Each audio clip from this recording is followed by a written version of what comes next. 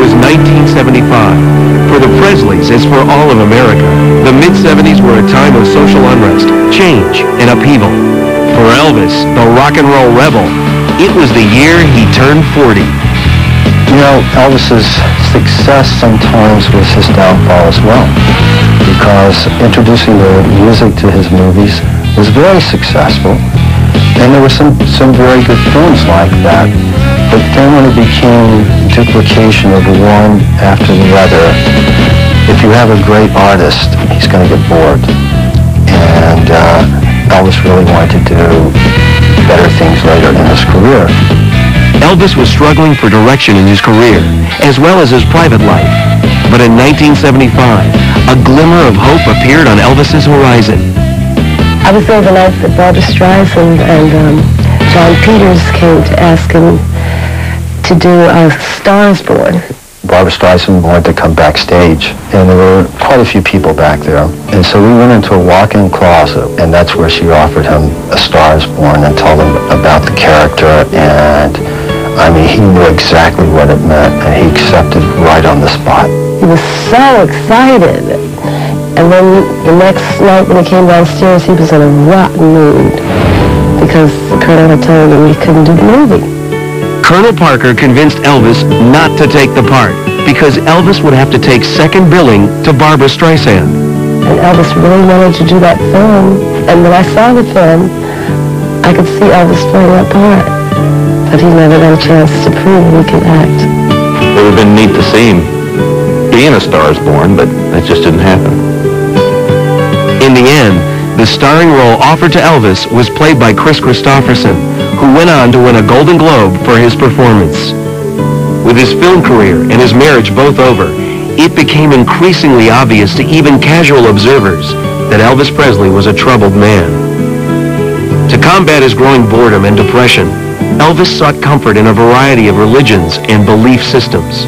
He loved religion. He always wore a Jewish star and a cross. He didn't want to get shut out of heaven on a technicality. Elvis recognized that his voice and his ability to sing was a gift from God. Elvis had a relationship with the Lord. He certainly had a lot of questions.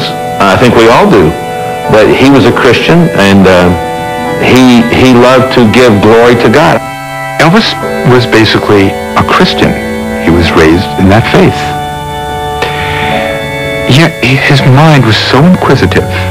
He wanted to learn about other cultures, how other people thought, how other people approached God. So I brought him books on Buddhism, on Hinduism, on Judaism. One day I woke up and I heard the radio upstairs. And I went up the steps and in toward the piano room, and I realized it wasn't the radio. Elvis was sitting at the piano by himself, and he was singing You'll Never Walk Alone. And it was such a great performance that it scared me, and I stopped because I was interrupting something, and he just kind of looked up and smiled and kept playing. Elvis was the kind of guy, when you'd call him king, he would point up and say there's only one king. And that's sad because towards the end of his life, he was really reaching out for wisdom. I mean, I would see Elvis praying on his knees, crying out, God help me, God give me wisdom. During this same difficult time, Rick and David Stanley were working for Elvis. Rick as a personal aide, and David as a bodyguard. They witnessed firsthand disturbing changes in Elvis's personal habits and lifestyle. See, Elvis started out with his prescribed medications, taking a couple of sleeping pills to go to sleep, a couple of things to wake up. Well, 2 went to 4, 4 to 6, 6 to 8, and now in 75, 76, 77, Elvis was riddled with drugs. I really believe when he was married to Priscilla, there was a realm of accountability. There was some authority there. After divorce, it started to take control of his life. He got to the point where he was convinced that he could not be happy without it. In spite of his own addiction to prescription medications, Elvis strongly disapproved of the hippie and drug culture and was a staunch supporter of President Nixon's anti-drug campaign. Elvis was furious when he'd catch me smoking marijuana, although here's a guy who's taking serious medications. He was addicted, and he kept justifying it by the fact that they were prescribed. He was living in denial, like most addicts do. And when you would try to discuss these things with Elvis, he would say, David, my name's on the bottle. It was becoming apparent to Elvis's friends and loved ones that unless he made radical changes, he could lose everything. However, most of his inner circle would not dare to confront him. Nobody grabbed those 2-inch white collars and said, buddy, this is going to kill you. But a few close family members did try to help. My mother did go to Elvis and ask him to, she said, Elvis, you need to stay home, relax, check into a hospital, take care of yourself, because he was not well. Priscilla was really concerned. She didn't want him doing that. I saw her on more than one occasion express concern about it. Back then there was no Betty Ford Clinic. When a person doesn't want to stop doing anything, they're not going to do it unless they stop first. Either losing weight or quit drinking, quit smoking, or whatever. I mean, you have to do it. He didn't want to. His blind spot was his body.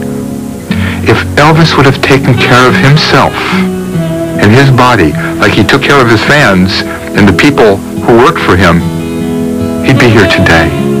Late one evening, the night before Elvis was scheduled to leave on yet another tour, his stepbrother Rick had a premonition something was wrong and felt compelled to return to Graceland. And when I went through those gates and went to the top of that hill, and I saw that ambulance, my world caved in. Because see, Elvis Presley, big brother, boss, buddy, best friend, the man that I looked to, admired.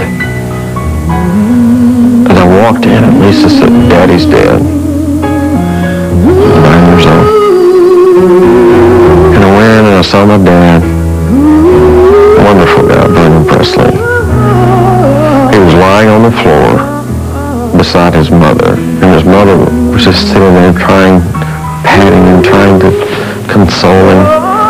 And that sound that was coming out of my father, it was travail.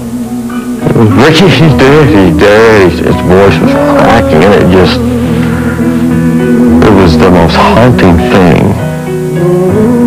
On August 16th, 1977, Elvis Aaron Presley, the man who had given so much to so many, died at Graceland of cardiac arrhythmia.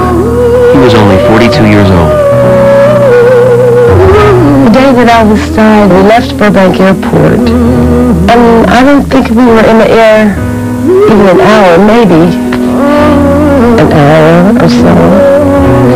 And the pilot said that we had a call to turn the plane around. So we stopped in a little town called Pueblo, Colorado, to refuel to return to Vegas, and we were just standing outside the plane, walking around and waiting, and a friend of mine put his arms around me. He said, nothing happened.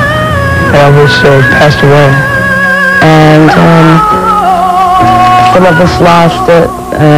I, for one, did. I became hysterical because it was just unbelievable. I mean, we were supposed to see him that next day, and then he's gone. When we first begun, oh, many days just comes and stays. Worldwide, fans greeted the news with stunned disbelief. Elvis Presley's funeral was modest and private, attended only by his closest family and friends. While flags flew at half-mast throughout the state of Tennessee, thousands of fans paid their last respects. What do you do when your dream dies before you do? What do you do when what you've looked to